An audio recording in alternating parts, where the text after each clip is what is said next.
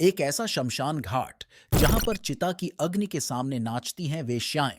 क्या आपको पता है ये शमशान घाट कहां पर है और चिता की अग्नि के सामने क्यों नाचती है ये वेश्याएं?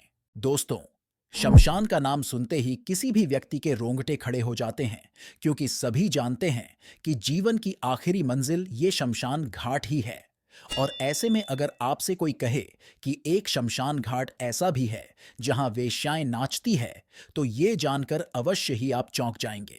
जी हाँ दोस्तों, ऐसा सच में होता है, और वो भी वाराणसी के घाट पर। दोस्तों, बता दें कि जिस पुरातन काल के बनारस को सनातन धर्म का सबसे पवित्र स्थान माना जाता है, उसी वाराणसी में वेश्याएं मनुष्यों की मृत्यु पर नृत्य करती हैं। यानी कि जहां एक तरफ लोग अपनों की मौत का मातम मनाते हैं, वहीं दूसरी तरफ इन वेश्याओं के घुंघरू रुकने का नाम नहीं लेते। अब ऐसा क्यों होता है? इसके पीछे भी एक रहस्य है। ये रहस्य जानकर आप भी चौंक जाएंगे। दरअसल काशी के मणिकर्णिका घाट पर हर वर्ष चैत्र नवरात्रि की सप्तमी को महाशमशान महोत्सव के रूप में मनाया जाता है। मान्यता है कि इस दिन काशी के राजा महादेव अदृश्य रूप से इस पूरे महोत्सव में उपस्थित रहते हैं, और यही वो मौका होता है जब इस घाट पर वेश्याएं स्वतंत्र रूप से नृत्य करती हैं। यानी कि एक तरफ चिता की लपटें उठती हैं, तो वही दूसरी तरफ वेश्याओं के घुंघरुओं की झनकार से पूरा घाट गूंज उठता है। मणिकर्णिका घाट पर लोगों के रोने और तबले की थाप का यहाँ अनोखा संगम देखने को मिलता है, जो सभी को हैरान कर देता है। कहा जाता है कि इस नाच गाने के माध्यम से ये वेश्याएं देवों के देव महादेव के लिए अपनी भक्ति भावना व्यक्त करती हैं। उनका मानना है कि सभी की मनोकामनाएं पूरी करने वाले भगवान शंकर उन्हें भी इस नरक भरे संसार से बाहर निकालकर मोक्ष की ओर ले जाएंगे। अब दोस्तों, आपके मन में ये सवाल भी उठता होगा कि इस घाट पर यह परंपरा किसने और कब शुरू की?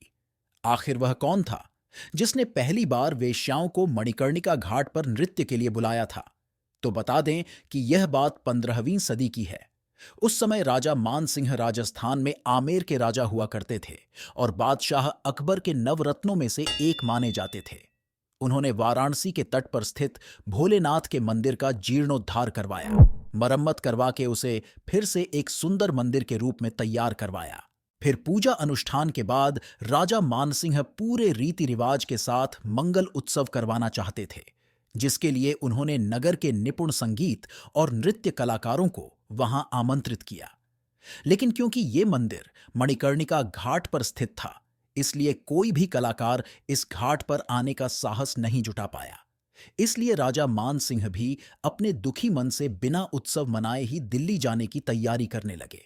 वहीं जब ये बातें नगर की वेश्याओं को पता चली, तो उन लोगों ने आपस में बात करके राजा को एक पत्र भेजा, जिसमें लिखा था कि यदि आपको सही लगे तो हम वेश्याएं उस स्थान पर आकर नृत्य कर सकती हैं, और ये हमारे लिए बड़े ही सौभाग्य की बात होगी। राजा मानसिंह यह पत्र पढ़कर बहुत प्रसन्न हुए, और उन्होंने पूरे मान सम्मान के साथ वेश्याओं को घाट पर आमंत्रित किया। फिर घाट पर आकर वेश्याओं ने दिल खोलकर नृत्य किया, और दोस्तों, उसी दिन से यह परंपरा शुरू हो गई।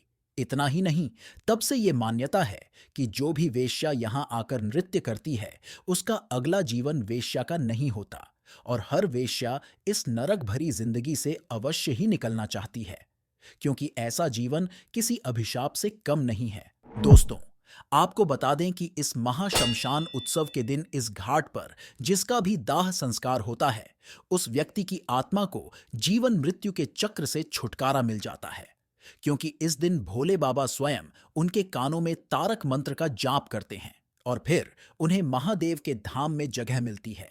इसीलिए तो कहा जाता है कि मोक्ष की धरती काशी में मरने पर भी उत्सव मनाया जाता है।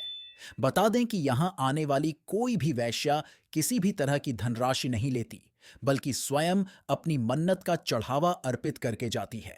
कोलकाता, बिहार, दिल्ली और मुंबई के साथ साथ कई अलग अलग जगह से वेश्याएं यहां इस दिन अपना नृत्य प्रस्तुत करने आती हैं।